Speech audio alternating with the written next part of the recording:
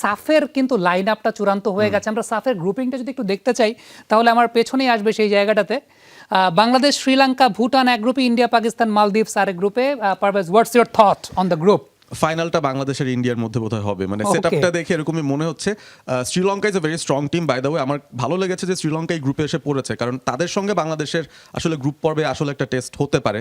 So ওই হিসেবটা যদি বাদ দিই, বাংলাদেশের জন্য আসলে এই টুর্নামেন্টটার জয় ছাড়া আর কোনো অল্টারনেটিভ নেই, এবং ডমিনেট করে জেতার কথা এই টুর্নামেন্টটা, যেই ধরনের হাইপ হচ্ছে। লেটস সি শেষ পর্যন্ত কি হয়, বাট স্ট্রং।